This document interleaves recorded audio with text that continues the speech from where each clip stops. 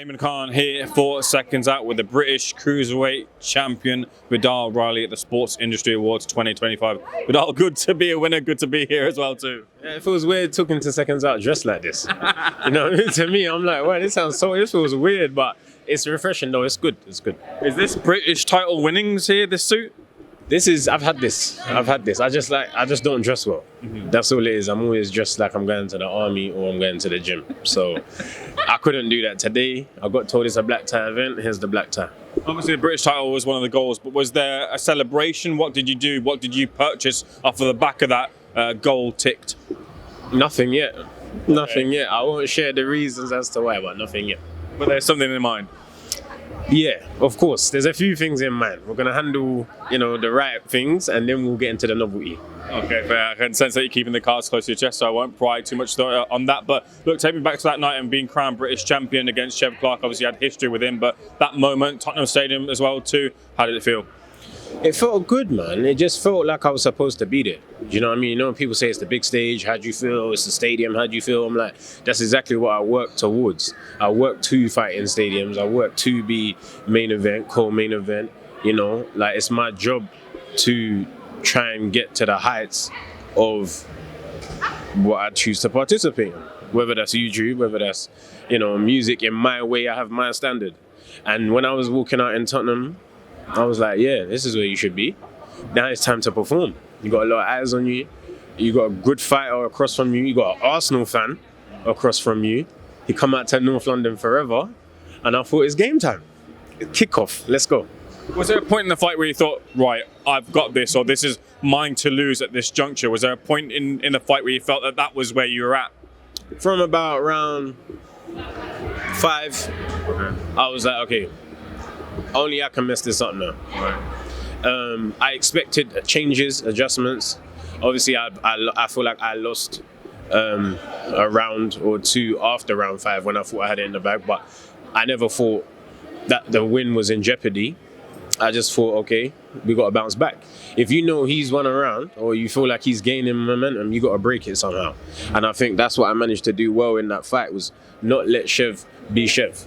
There was a surprise coach in the corner of Chev Clark. Did that bamboozle you? I knew anyway.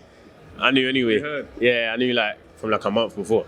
So it wasn't a surprise. I was more thinking, is Virgil going to turn up? Where is he? Because we had to spend the whole fight week together.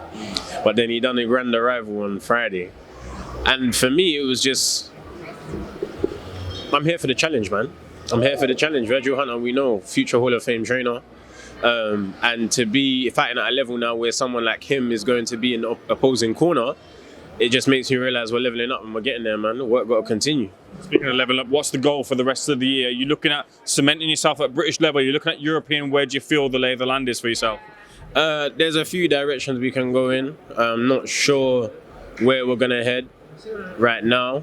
I believe as a champion, you have the responsibility to defend the belt. So, I can't just hold on to the belt. So a British title defence, I think, is definitely something that's going to happen, could happen. And then in terms of the options, European-wise, international-wise, there's a few. So right now, I'm just excited to be in this position and know that the only way is up. I'm going to throw a name at you because your name was thrown at me in a previous interview today, and that was Sergey Kovalev. And I know he had that retirement fight, but fighters can be coaxed out of last fights and such. And he's at cruiserweight. I think he fought his last fight at heavyweight, but he's been competing at cruiserweight. Is that something you'd entertain, Sergey Kovalev? That would be great. That'd be an honor. It'd be an honor to share a ring with Sergey. Grew up watching Sergey. So even to hear you ask me that question is just like, wow. Someone that you as a kid, you're not thinking you might fight him, or people even talk about you fighting him. So that would be an honor. It'd be a great fight for me. It'd be a good way to say I fought a legend, man, and it's a different day and age. So I'd definitely be open to that. You shared the card with Crispin and Smith, of course, there's rivalry there too. Is that like a next, the target in your mind as well? Alongside, of course, your goals and directions, he seems like a direction with the history that you've got previously.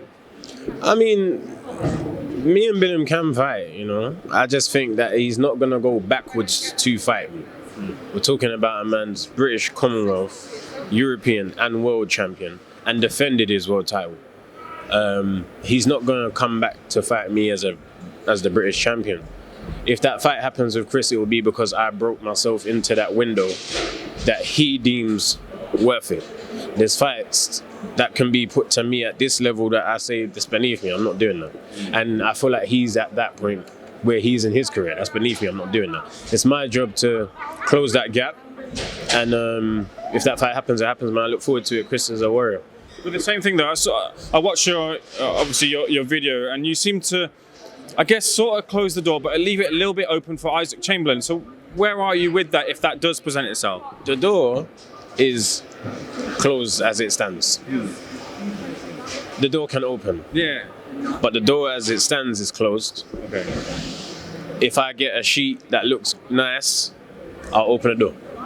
Okay, interesting. We'll wait to see if you get that sheet. Eubank Jr versus Ben, you were there on the undercard. Get a chance to watch it. What do you think of it? I left, man. I left. I have watched the fight back, but on the day, the adrenaline dropped, and then I started feeling what it should have done to me. Respect to him, man. Respect to him. But yeah, I couldn't show, and I didn't want to wait 3 hours to leave the arena. After watching the fight back, it was emotions, innit? It wasn't about drills. It was about emotion. It was about defending the name. They fought in that manner. Giving Chris the fight by 4 rounds. Should have been a bit closer. But I think his finish is what done it. He finished strong, man. He finished really strong. One of the best 12 rounds we're going to see in a while, because that was crazy. But the prospect of them running it back is good for Chris. It's good for Conor, of course, in some ways, but I don't know if that's like the fight to take and getting another war like that. But it's great for the fans, it's great for the spectators. So yeah, we're here for it. I get your take on Jake Paul versus Chavez Jr. They had the press conference there a few hours ago over in America.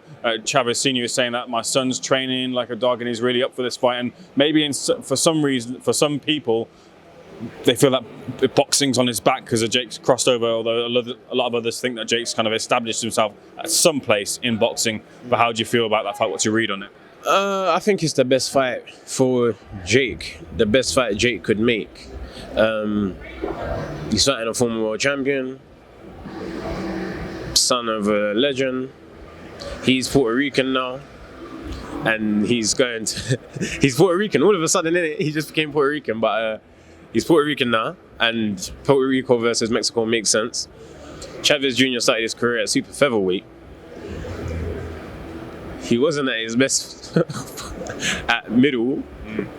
He fought Anderson Silva. Now he's at cruiserweight, and he's 41.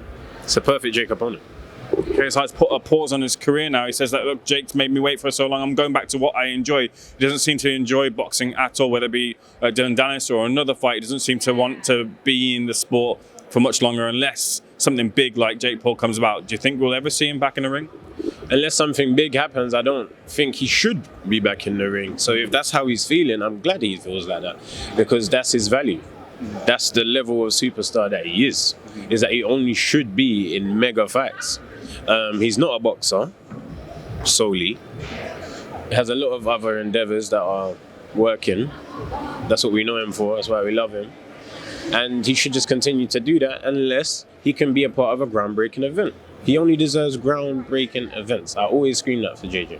I'm going to ruffle some feathers here with this question, but I want to be direct because I watched your interview and you've obviously been saying that you've been letting people know a little bit about shoot fighters and some things that haven't been going the right way with KSI. I want to say, where do you think KSI should go if he's to get his career back on track? And with that, with the way your career trajectory has been on, do you think you, your team, your father should be getting a lot more credit for the job they've done with yourself? Okay, so 2-part question. Sure. To answer your first question, I'm not going to advise or say anything about where I think he should go. I just know he needs to consider where he is, because you got to look around. If things are not working, you got to start to figure out why. And as his boy, I always will say that. And for my team getting credit, we don't mind. Still British champion, still undefeated, still fought in Spurs, in front of about 30,000. We don't mind. We're not here. The credit, if you ain't going to give me credit, you're just a hater, nah. And I don't mind that either. I'm here for it, man. I'm easy. Viddal, the proof's in the pudding. Thank you so much for speaking to Seconds Out. Congratulations on the win. Look forward to seeing you back in the ring. Good man.